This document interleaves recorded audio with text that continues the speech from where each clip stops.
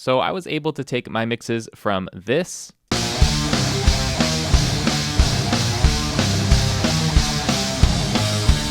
to this.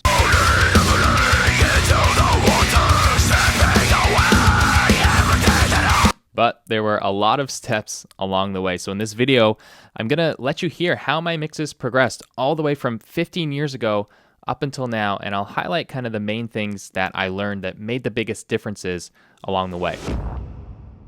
So 2006 is when I officially started my studio. That's when I finally got a studio space, had, you know, a standard or a basic collection of gear around me in terms of mics and a basic Pro Tools rig. It was very amateur in terms of the gear and the space and everything, but I just started recording local bands. Had played in local bands for a while, so I had a network of friends who were also in bands, and I just started recording them.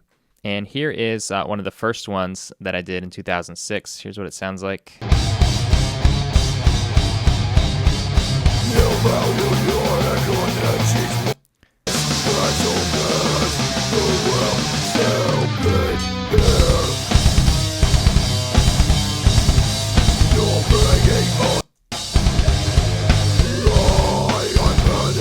So obviously pretty rough, not a great mix, not good performances really. Here's another one from that year.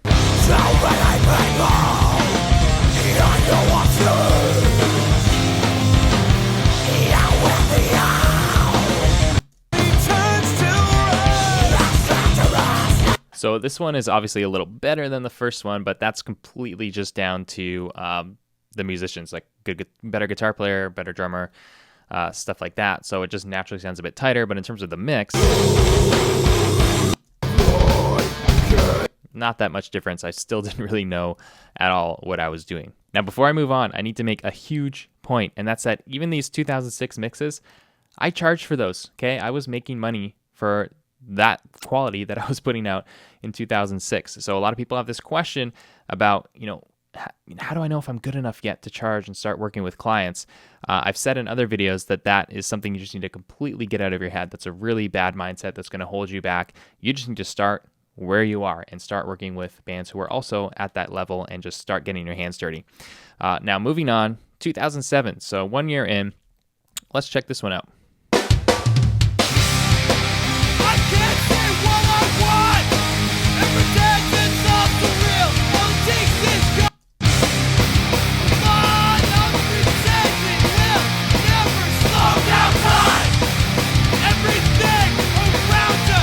So this was a project I did, again, for just friends of mine who were in a band, and this was the first time I learned about editing drums. Someone who was a friend of one of the band members came in and showed me how to edit drums, and he did it all manually, all by hand. It took forever, but he taught me how to do it, and I just instantly heard the difference. I was like, wait a second. All of a sudden, like, it didn't improve the drum sounds themselves, but all of a sudden it sounded just a little bit more professional. It was like, oh, that's kind of more like the drum sound I hear on the records that I listen to.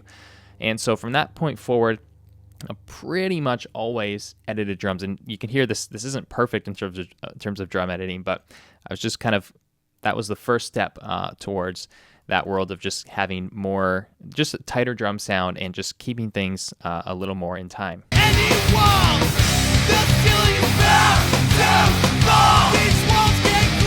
Still, obviously, not a whole lot happening in the mix. Not a great mix overall. But the drum editing was a huge turning point for me. So let's keep moving forward to 2008. Now, this is a pretty interesting year. So let me play a few tracks here. You're on your own.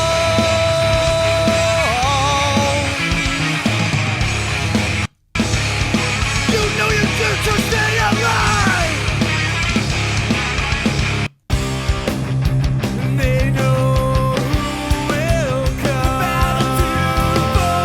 So these two, still pretty sloppy. The drums were mostly quantized here, but again, mix-wise, not great.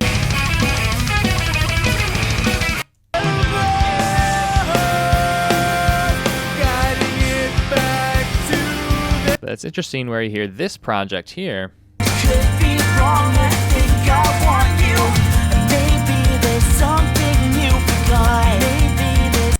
This is all of a sudden sounding a lot better. And then here's one more from that year. Well, it's all just a matter of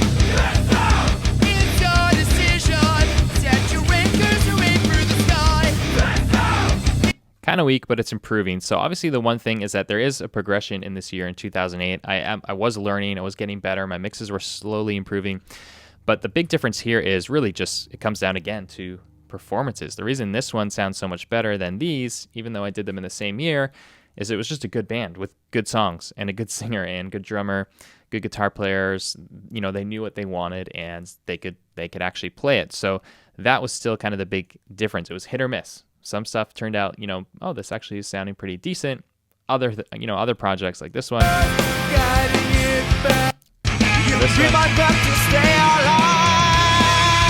Not so much.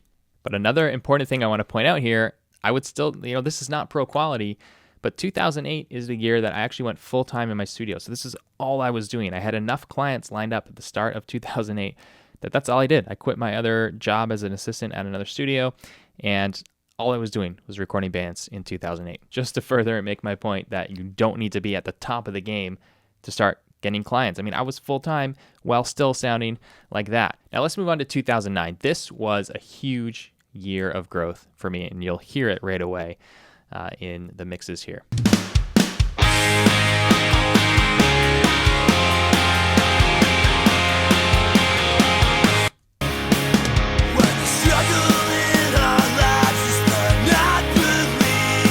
That's kind of like a local punk band. And then one of the big opportunities I had was the band Counterparts.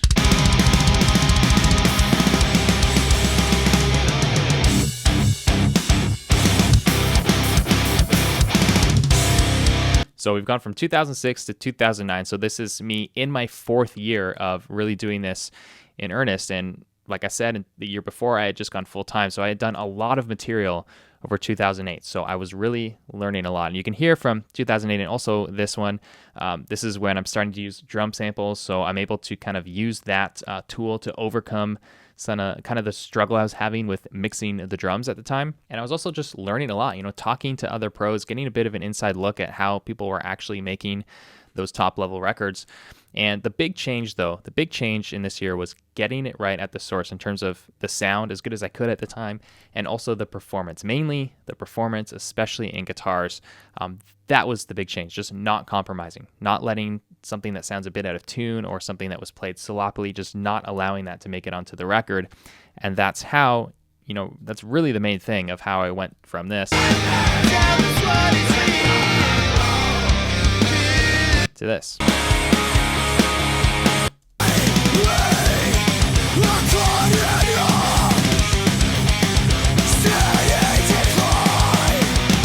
All about just getting way pickier at the tracking stage. And this Counterparts record, I mean, they were just a no-name local band when we did this. I didn't have any expectations for it, but this record ended up kind of blowing up a little bit, got kind of popular. The band got bigger. They're still going today. And it was, released on labels and stuff like that. So this ended up becoming a really important record for me in my discography. Also did the band Structures, who had very similar to Counterparts. That EP ended up getting some notoriety in the scene as well. So a couple big turning points in 2009. So even though there's a lot of growth and breakthrough in this year, I still, there's still a lot lacking in the mixes. I think a lot of kind of feel and vibe, especially, in the heavier stuff. I'm leaning a lot on drum samples here, and you can hear the Steven Slate drum samples in both these mixes.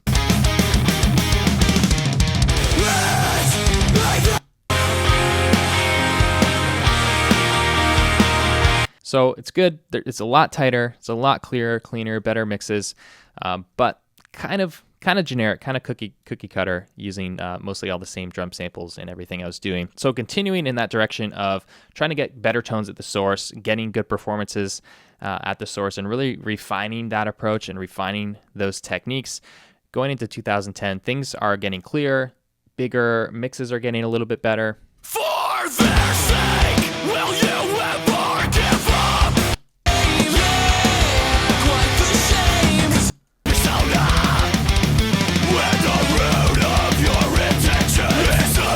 But as you can hear, still a little generic. You can still hear those same Slate drum samples here.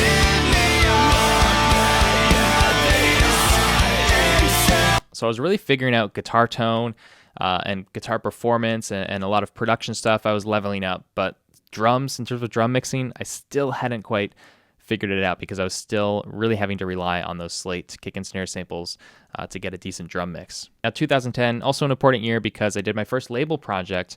It was for Silverstein, their album Rescue.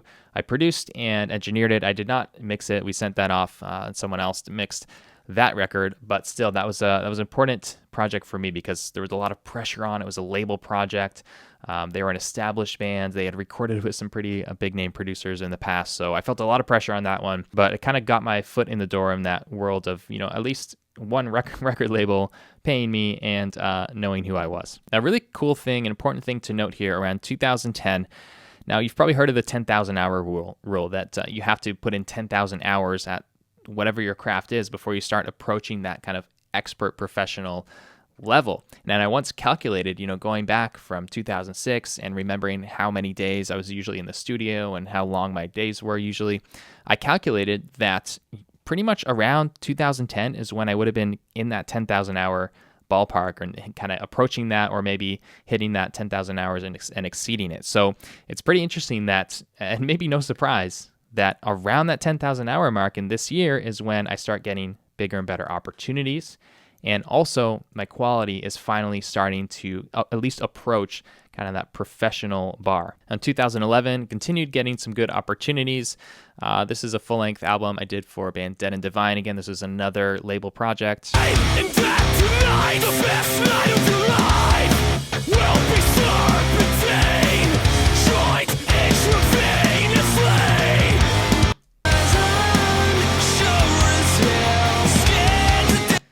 Another local band called Horizons.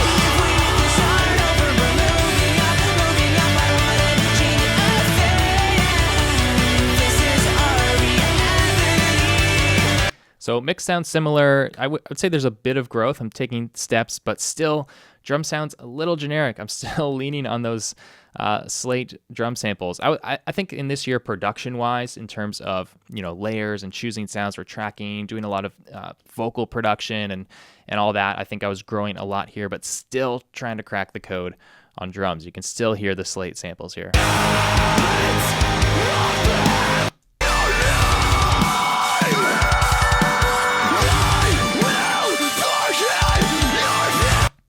But even despite that, kind of around this time, I'm starting to get the confidence where, at least performance-wise, source tone-wise, and really final mix, even if I am using those samples and leaning on those, I began to feel confident that no matter what band came in and what project I was working on, that I could actually, take it to that pro caliber and give them something that would really serve them well and would help their band get noticed. 2012 was when I did the next Silverstein record, and this time, compared to Rescue, the first one I did, we did this all at my studio, including the drums, and I produced, engineered, and mixed it myself. So that was a big breakthrough. Again, another label project. Was very happy that they continued to come back to me after that first one. Here's what it sounded like. My name is anything that I want it to be. I'm striking chords in.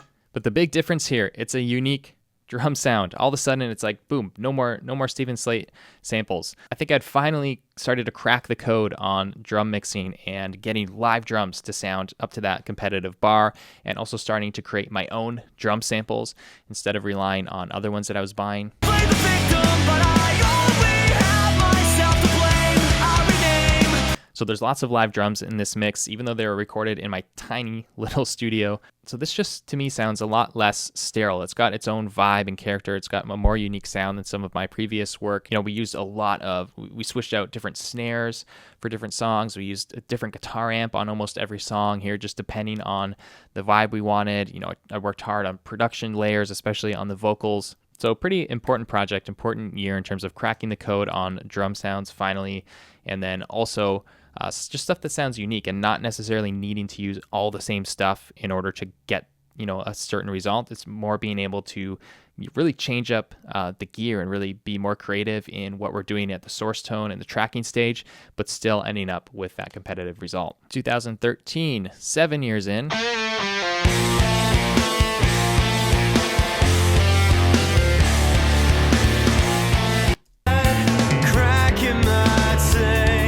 So there's a totally different genre, but really unique drum sound, really raw, real vibe. Also ended up mixing the Neck Deep album in this year. Hey, we were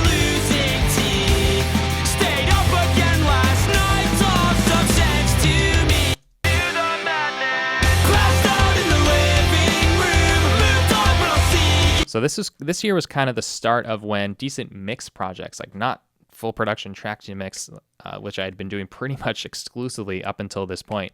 Now, finally, I'm starting to get some just mixing projects. And this is one of the bigger ones. Again, this was on Hopeless Records, which is the same label Silverstein was on at the time. So kind of that earlier work was paying off. And by the way, a lot of up-and-coming mix engineers, they kind of had this dream of being a full-time pro mixer, but they haven't really recorded any bands. And I think it's really hard to make that jump. And that's why I always tell people it's important to be a full stack producer, being able to track, edit, and mix, not just focusing only on mixing, because it's going to be really hard to build your name, get your name out there, build word of mouth, have that client base that keeps coming back to you over and over again if you're only mixing. And this is proof right here, because this is 7 years after I started in my studio when I finally started getting at least a somewhat steady flow of mix projects. Also did Interval's full-length album this year. Now, I think what's cool here is that these are all kind of good, solid-sounding mixes, but they're all different.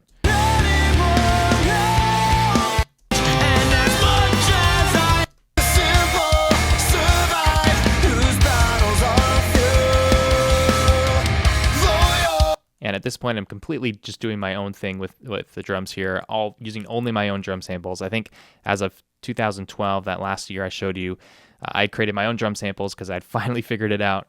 And I did not touch really slate samples or really any other samples that I had got anywhere else other than the ones I made myself here. 2014, I think things are just steadily increasing. I'm improving just by like a few percent each year. At this point, again, getting some more mixed projects. Here's one I did for the band Forevermore.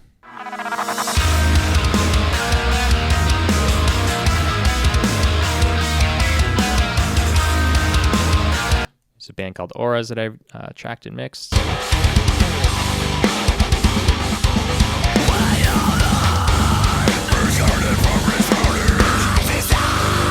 Did another Silverstein full length.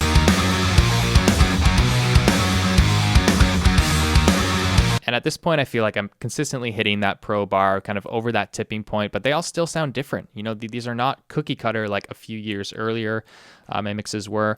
They're all at that pro caliber, but they're each, you know, kind of serving the band and serving the song and getting the sound that that band requires, you know, from something that's very kind of heavy and precise and really big, like this Forevermore mix, to Silverstein, which is more of a kind of authentic rock band sound. Locked it away and broke the key to this house of steel. And that one also was something that I didn't track at all at my own studio. We did drums somewhere, and then we were at a different studio in Toronto tracking guitar, bass, and vocals. So again, just a lot of growth. Like that's something I would not have been able to do just a few years prior to that. So in 2015 here, you'll notice it's completely empty. There's a big gap here. And in 2015, I did not do anything recording and mixing wise. And it is kind of weird where you see this progression. It's better projects and clients and sounds, and then just nothing. So at 2015 here, we're 9 years from when I started out. And yes, things were getting better. I was trying to transition away from doing as much tracking projects and just focusing on mixing. So to that end, you know, aside from that Silverstein record, which again, like I said, we didn't even do it at my studio, even though I did track and engineer it, I was mostly doing 90% mix projects. So I thought, man, why am I paying rent at the studio? Why do I have all this gear? I started getting rid of some of the recording gear that I had, and I actually moved out of the studio. And I needed a break. I was honestly a little burnt out. I had spent so many hours in the studio over the previous 9 years. I just needed a little bit of a breather from it. So moved out of the studio, sold a bunch of gear, went traveling with my wife and our first kid at the time. And also another important difference here is that I had recently started a mobile app business publishing iPhone and Android apps, and right around this time it was really doing well and had actually surpassed the income I was making from the studio. So all of those factors together was kind of this perfect storm, and it just decided to just kind of step back for a bit and take a break from mixing and recording. But in 2016 I was back in action. So I had recently put out my first mixing course in 2016 here. I'd also started getting that itch back, after a year off, wanting to get my hands on some more projects and do some mixing. But because I was doing the courses and that started off doing pretty well and still had the app business at that time, I didn't need to do music projects in order to make a living. So I was able to really just choose a handful of things that I wanted to work on. And so that's why we've got a couple projects here. Mixed a song for the After Image.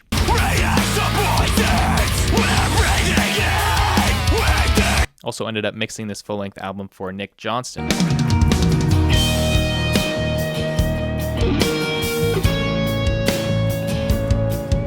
Now this is another really key turning point because, again, I had moved out of my studio. So these two mixes and this Nick Johnston one, these are the first projects that I did outside of my old studio that I had worked at for almost 10 years before and done everything at this studio. And honestly, when I got these projects, I was scared to death because I thought, man, I've got this super minimal mix set up at home now, and I'm out of my old space. I'm unfamiliar with this new one. Am I gonna be able to get a quality mix here? It was a very small room, not ideal at all. Tons of noise from outside the street and even just kids in my house.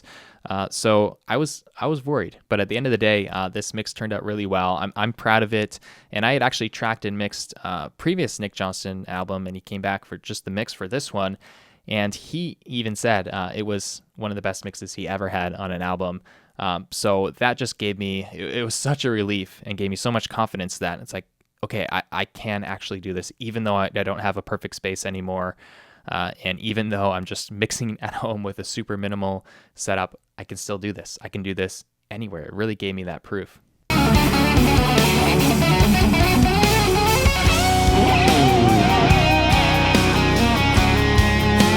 And again, that is at the 10-year mark from 2006 to 2016.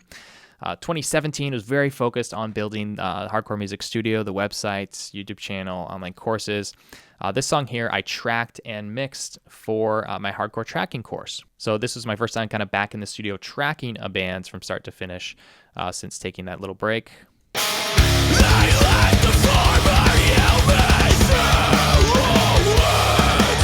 So we tracked that at a nice studio for the course, and then I came back and mixed it at home at a different home. We had moved, so getting used to a whole new space again, which again I was a little nervous, but turned out great.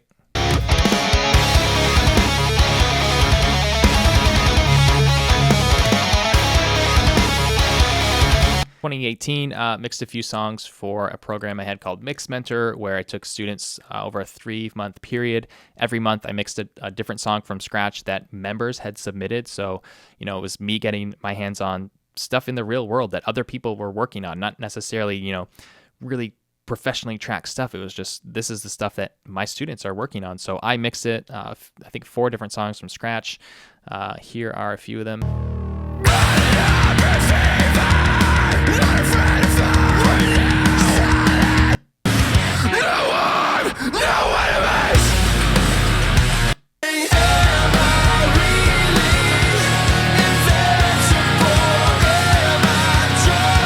So we did some heavy stuff like that. We did some more mellow stuff. Really like this one.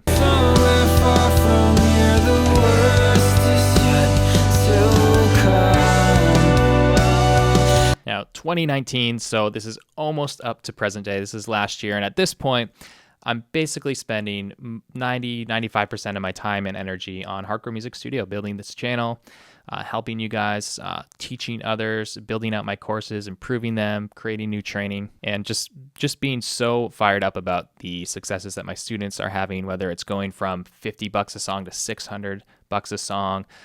So many guys going full time, going from buying the course, just being kind of average amateur level to all of a sudden, within 6 months or a year, they're going full time at their studios. Absolutely loving that and committed to continuing to reach more people in the same way. But, when a good project comes my way with a band I like, a project I want to do, most stuff I turn down, but when something comes up that I do want to work on, I take it. And one of those projects was the band Auras, mixing their new full length that came out last year.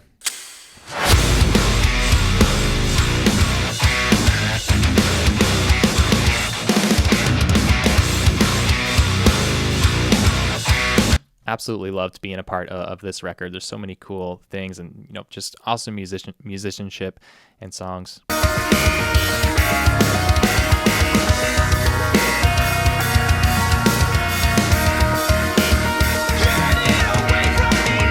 And that brings us to 2020. Here is my most recent mix, I guess. This is a song by the band Emery, an old song they had that they re-recorded themselves and are going to re-release. I kind of just did this for fun. I got the multi-tracks from Matt in the band. It's kind of just helping him out, again, from a teaching standpoint and helping him out with his mixes. But I mixed this song from scratch, so here it is. Dance in the summer, you've always been the believer. I'm always left to wonder. The water's rushing so fast. By the way, this is in a new house, in a new space. Again, we moved again, so we've gone from my old studio to the first house, the second house, and now the third house, so 4 different places. But at this point, I'm confident that with this minimal in-the-box setup, with my NS10s, I can get a good mix that's going to translate no matter where I am.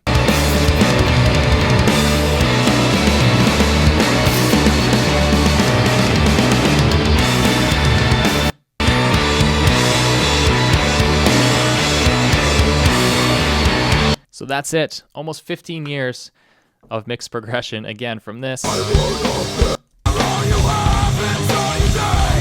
to this around the middle to this currently. So today, I am confident when I'm mixing.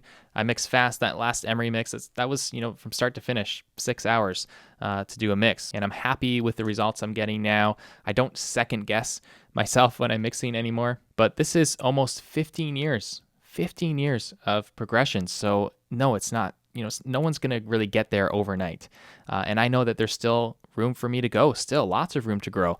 I'm certainly not at the level of, let's say, Chris Lord-Alge, who's, or other guys who have been doing this for, twice as long or longer than I have. So I'm excited to see even further where I can go from here. I love mixing still, and I love teaching, and I love seeing the success that others can achieve. And every step along the way here, there were specific things that I learned, whether it was, drum editing, something with mixing, getting my hands on drum samples and starting to use those, and getting my own drum sounds, starting to get things right at the source and getting performances tight.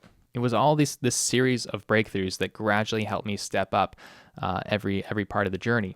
And you heard for yourself kind of in the middle years there, again, around, 4 years in, around the 2010 mark, which is like the 10,000 hour mark, you can hear how things really started to jump up in quality. But honestly, some of my students now and course members, they jump that gap a lot quicker than I did. And that's because rather than having to figure all this stuff out on their own through trial and error, like I mostly did, they join my courses and I literally just tell them and I just hand them the playbook and the keys and the blueprint of like, hey, here's all the mistakes I made. Here's how to actually get this sound. Step 1, 2, 3, 4, 5, whatever it is. And they just go and they implement it, and they can just fast forward and skip all of that time of trying to figure it out on their own. So instead of, 10, 15 years of progression like you heard here, I'm hearing members make this same jump in their quality and going from that kind of amateur basement demo quality to something that sounds competitive with pro records. They're making that jump and taking that journey in like a couple years or less, which I absolutely love. That's why I do this. I'm passionate about that. But still, if I could bring it back to the number one lesson I would point out here is that, again, I was charging right from the start. Every single one of these projects I got paid for, even the ones that sound like garbage. So I think that's one of the big lessons for you to take away from this video is start where you are. If you're a beginner, then record beginner bands. Like just get in the game, get your hands dirty, get your hands on as much material as you can. It's not about just working on a few things until you finally get it perfect and then beginning to work with others. It's about working with others and doing a ton of music as much as you can. That's how you're going to progress a lot quicker.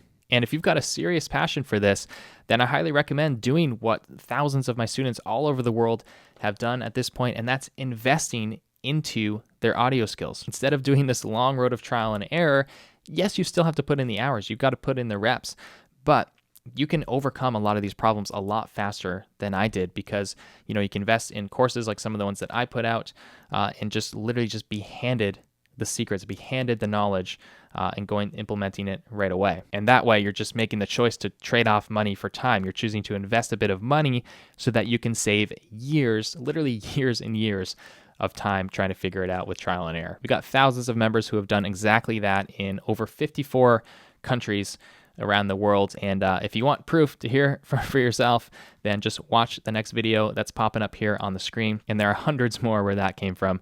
So good luck on your audio journey, and hopefully we'll work together soon. All right, take care.